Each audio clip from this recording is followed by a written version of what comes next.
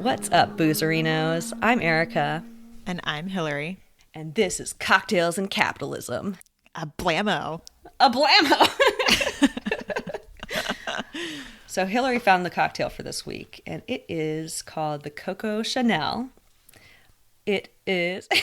She's making this face over there like she's holding in a comment here. Because you had no idea who Coco Chanel is, and now you're like, did I say her name right? Yeah.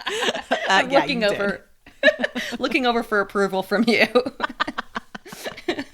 You did good, girl. You did good. Thank you. Thank you. I have no fucking clue who Coco Chanel is, but Hillary just opened my mind to this fashion icon. Yeah, she's high fashion. I would never in my life ever consider buying Chanel because that's just redonk. I have better ways to spend my money. Yeah. But Totally. She created this brand and was a huge moving force, just such a force to be reckoned with in the fashion industry. And we have a delicious martini that coincides perfectly with our topic today. Totally. So it is made of 3 ounces of coconut vodka and 1 ounce of Saint Germain. You put it in a shaker with ice and you shake it up and you strain it into a cocktail glass. Simple as that.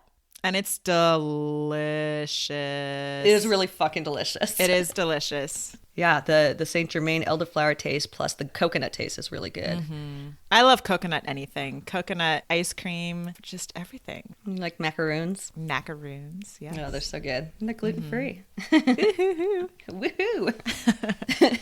So, I was actually going to do a different topic this week, but that is such a big topic that I wanted to press pause on that one and save that for a later week. And we had actually received a letter from a boozarino when I purchased some masks from Lauren, this girl. Shout out to Lauren. You're a badass. Yeah. She makes these incredible masks that are all made with recycled materials, and they're really, really beautiful. I wanted a nice quality, kind of like a dressy mask that I could wear on nice occasions and things. Totally. You wanted a high fashion mask. Yeah. High recycled fashion. So yeah, girl. That's where it's at. Totally. On her Instagram account. I want to say it's made by Lauren B or something like that. That's exactly what it is. It's made by Lauren B. Made by Lauren B. You can click on the link to her shop and you can find all of these beautiful masks that she's sewn. And a lot of them have roses sewn onto the side of them. They're just really, really classy and striking. They're seriously gorgeous. It's kind of a shame that you can't literally see what we're talking about right now because her work is just so, so, so cool and unique. Totally. But if you guys have a hard time finding her stuff, which shouldn't be, she's very easy to find on Instagram. But if you do, by any chance, we'll be promoting her. We'll be putting a ton of stuff on our Instagram. So you can find her on our Instagram.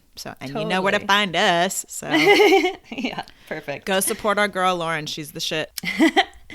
I got a couple masks with flowers and other cool patterns, but then I also got one that was the death bat mask. It has a so rad bat wings with a skull on it. Yeah, really fucking cool. She's got the kind of style that I like. So anyway, when she sent me the masks in the mail, she sent a well thought out and really beautiful letter. So I wanted to just kind of share that with you and also kind of use this as a model because we have been wanting to have people send in their stories about capitalism.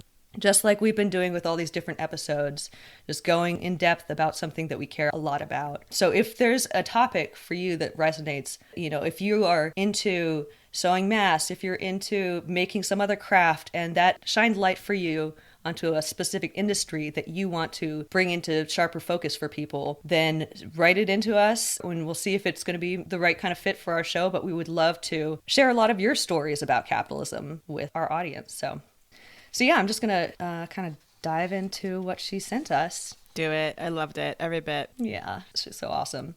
So she wrote, "Hello, sis. I threw in another Valentine mask for your co-host in solidarity for doing the work. I'm so excited to finally hear these subjects being discussed by normal-ass people." I love that she calls us normal. We're so far from normal. But I mean, I think I get what she means, to her normal, Totally. Yeah. Yeah, I mean, that's kind of how I feel. We're not just polished talk show hosts that... Yeah, right? You're very far from that. Fucker. You're a fucker. Perfect example, Erica. Perfect example. Yeah, I guess case I in don't point. hear a lot of folks on NPR calling their co-hosts fuckers. Or what did you call me last episode? It cracked me I don't know. up. I call you a lot Dumb of fuck. things. Oh, that's so not nice. I'm sorry. No, I've laughed about that so many times since then. I'm like, okay. We're good at roasting each other and then like Yeah. grossly loving each other. It's such a good mix. Totally. It makes the roasting really palatable when we're loving on each other I too. know, totally. So us normal ass bitches over here. Yeah, right. So, and then Lauren says, I didn't even know what a B Corp was. I make all the parts of my mask and I'm intimately familiar with textile processing on a small scale by experience, and I've always tried to educate myself on fashion industry practices. Y'all wondered, how does fashion pollute? I love that. I love that she I know. jumped right in and was like, hey, I care about this shit. Have you ever wondered about it? It's like, fuck yeah, girl. Give me the deets. Yeah, it's like a one paragraph contribute to what you're doing over there, but hey, I'm going to send all this information at you. Dude, I loved it. I think that's so great. Yeah, when I first started reading this, I was like, holy shit, this is amazing. So rad. I took pictures of the letter, the handwritten letter, and sent them all over to Hillary because I was like, dude, this is awesome. So rad. So, y'all wondered, how does fashion pollute? Fabric processing is difficult, gross, and happens in poor people's neighborhoods. Dye is a motherfucker.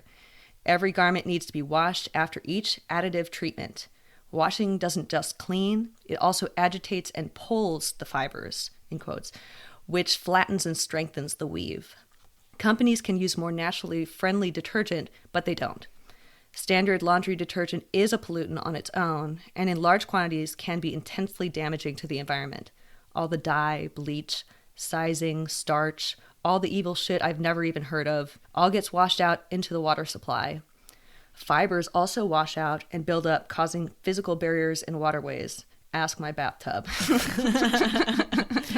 While reading that bit there, like I really just wanted to like have a picture of her bathtub. I know. Like, I had like this like funny image of just like this super clogged brown water from all the colors of the dye. Yeah, totally. Yeah. It's an experience that I can relate to.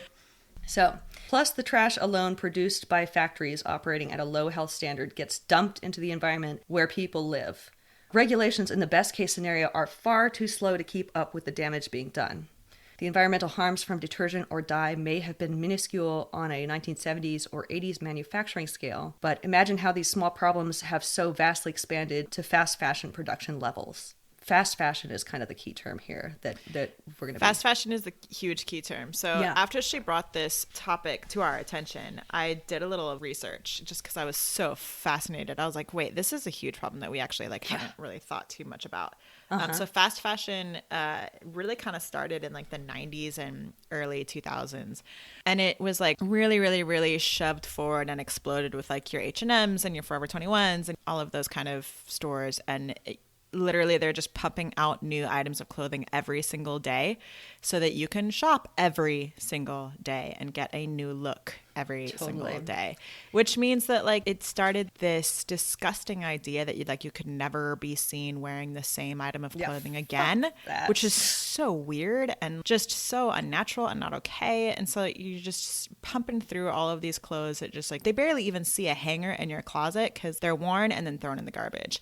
And it's just horrible. So our landfills are bursting at the seams with all of these like plastic and awful material fucking throwaway clothes. We read deeply into this topic after she sent this to us so that we could kind of fact check and make sure that a lot of what she was saying was on point, which it fucking was. Yeah, every ounce. Yeah. But because it's such a huge topic, we're definitely going to dive much more deeply into it in a future episode. So this is kind of a little preview, but also like a really good introduction to the topic. So more so like a thank you to Lauren. Like and that took that a lot too. of time and a lot of effort, and like for someone to be that vulnerable to share their heart and their work like that, like fucking awesome. Thank you, Lauren. Like that was a big deal, and I just want to say I appreciate you. We appreciate you, and thank you. Cheers to you, Lauren. Cheers to you. Clink. Clink. I can't wait to actually like record in person someday. Or I know. That'll then be our so much clinks more won't fun. be clink. They'll be real. I feel like it's going to get real silly. Oh, God. People will see a whole new Cocktails and Capitalism. Yeah, totally. It's going to be good. Back to the letter. Yes. Uh-huh. The last thing I said was, imagine how those small problems have so vastly expanded to fast fashion production levels. I don't think humans have the capacity to even imagine how big and how intersectional the problem we've already made is. Very true. Hugely true. Yeah. So before becoming cloth, natural fiber crops require massive amounts of fresh water and pesticides. Also Earth's surface area to grow. Farmers have to specialize to survive, which creates a monoculture, one type of plant crop, as you've covered in your sustainable agriculture episode. Yeah, totally. I like returning to these facts. It's cool. I know. I loved that. I was like, yep. Ingraining the stuff in our brains. So a lack of biodiversity strips the soil of nutrients and allows pests to specialize as well. Send in the artificial plant food and pesticides. And you have to deal with that crap. So rather than encouraging biodiversity, rotating crops, or growing native species, which can make the environment stronger and healthier, farmers are forced to set aside traditional cooperative systems, and they're replaced with colonizer methods, which produce immediate results at any cost to the environment. Cheapest is best, obviously. That's definitely a recurring theme in our work. Yep. Such a freaking bummer. Yeah. Saving a buck and costing a lot of other fucking damaging consequences. Yeah. Mm-hmm. Totally. And this is a great topic to kind of show how that is so fucking true. Yes.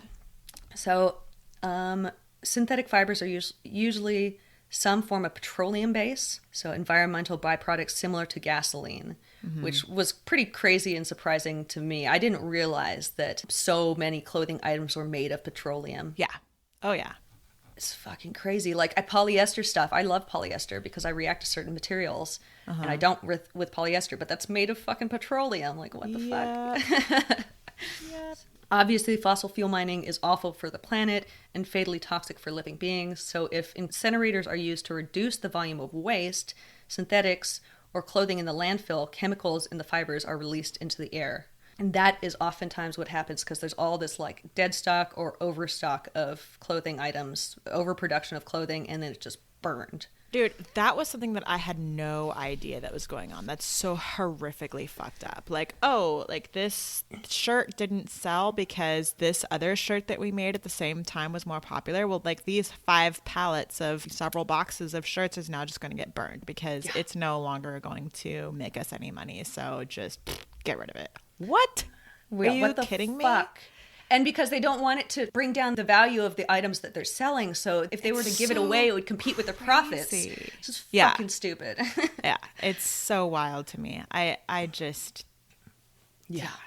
There's got to be so many better ways to deal with that. But that's a complicated issue. I mean, we've been sending recycled garments or used clothing over to other countries, but now they're not able to take it and process them. And it's just trash and becomes more trash in landfills for them. Yeah. So it's fucked up. It's really fucked up. Yeah. So leather and fur is also a huge crisis, she says. Treatment of animal skin requires a lot of ammonia, which should be disposed of properly, but very often gets dumped into waterways. She says that she uses bleach and dye. Quote, what I can do in my kitchen is save the dye baths with natural amendments to stave off bacterial growth. So instead of just... I thought that was so smart. Yeah, totally. She's so smart. She says, I'm also acutely aware of my water usage and always finding ways to conserve in the rinsing process. I already save environmental impacts by using exclusively secondhand materials. I put every scrap of fabric to work for me, down to the little fluffy bits I use to fill out my plant pots. I love that. That was so great. Totally. That warms my heart. Totally. She says the seasonal trendy nature of fashion is a huge, virtually unavoidable contributor to waste. Other industry products may have an expiration date, but I can't think of any industry on a global scale that is predicated on such a fickle and whim-based sales model. Girl, that's so true. Yeah, it's so very true. It's wild. The fashion industry should have never been allowed to generate such high volumes of product designed to be thrown away. I couldn't agree with that more. I'm so infuriated by the idea of just like wearing something once and throwing it away. That just is insane. And because a lot of the time they're looking for the cheapest way to produce these items, they are just disposable. They break after, you get holes in them after a couple uses, so then you have to throw them Right. away. And it's Right. just more of that fucking throwaway culture. It's bullshit. It's so just, I hate it. I hate Yeah. it. I hate it. Totally.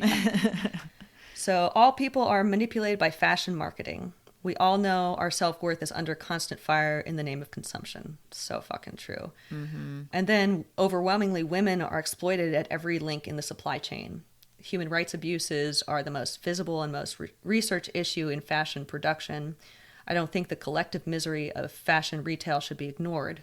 People, mostly women, are desensitized to their jobs paying shitty, being miserable and pointless. And then I've also read that a lot of the women that work in sweatshops, I think there was like a 30% of them are getting hit, like they're, or, locked in. They can't Abuse. they can't get bathroom breaks. They barely make enough to even feed themselves. It is just total it's exploitation. Yeah. Yeah. Another less discussed banality imposed on fashion workers is that factory workers are highly skilled.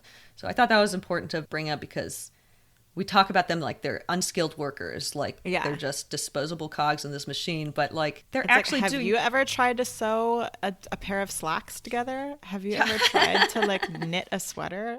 Yeah, it is fucking complicated. It's really hard and it takes a lot of skill.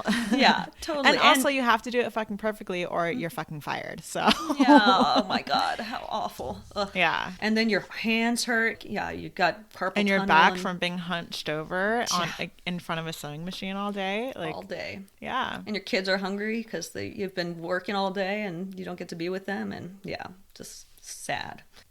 So there's another really odd issue I wish I had more evidence of or data about. I know there's a story to be told. There is dead stock clothing languishing in abandoned or overstocked warehouses all over the world. This high volume, low value product is so easy to lose track of, we have no clue how much brand new, useful, recyclable, or rotting clothing in need of responsible disposal is just sitting out there. That blew my mind. I was like, okay, that's ridiculous. Yeah. Oh my God. I love that she is someone that goes to these places and she knows about, she's constantly searching for these deals. She says, I've had a wide spectrum of experience in vintage collection and sorting warehouses. I've also witnessed and experienced the pre and post eBay impact on thrift stores and resale. Some good news, I am very encouraged because I know there are a quickly growing contingent of people out there uncovering vintage treasures and making them available to the public, just like her. Yeah, that's so cool. I love that. Even though she's kind of remaking it, she's taking some vintage treasures and quality fabrics and making them into another quality product. So Yeah, no matter how you reuse that product, it's being reused. That's great. it's not in a landfill. It's not being replaced by something that was just produced yesterday and Totally. it's going to be thrown away tomorrow. Yeah. She says, I've had the opposite, really depressing experience with dead stock in warehouses. People who manage property professionally often acquire buildings and their content when it comes to industrial spaces. Landlords see a warehouse full of merchandise in two ways: waste and a burden to be disposed of as cheaply and quickly as possible, or little pots of gold they can sell to people at equivalent retail value. The cheap and quick burden means so much brand new clothing has gone to the landfill. Landlords I've encountered holding warehouse sales can expect a box of t-shirts to sell for $10 each because that is what the equivalent sells for at Walmart. I love a good barter, and I'm always surprised at how unreasonable landlords and property managers are. The amount of work that goes into marketing clothes is what really generates its value. Like I said, there are folks doing great work salvaging abandoned stock. Just backing up really quickly here. So that thing about the marketing creates its value. I was shocked to learn, looking into this topic, that a clothing item that goes for $10 or something, the labor costs that went into producing that will be like 20 cents. Yep. There's nothing going to people, you know? Yeah, it's Nothing. awful. It's so crazy. It shocked me so much that was the case. Like, I can't believe that. Another thing I learned that was really wild is like, you're going to have fabric purchased in one country, sent to another country for processing, sent back to either that previous country or just to another country for another processing, and then sent back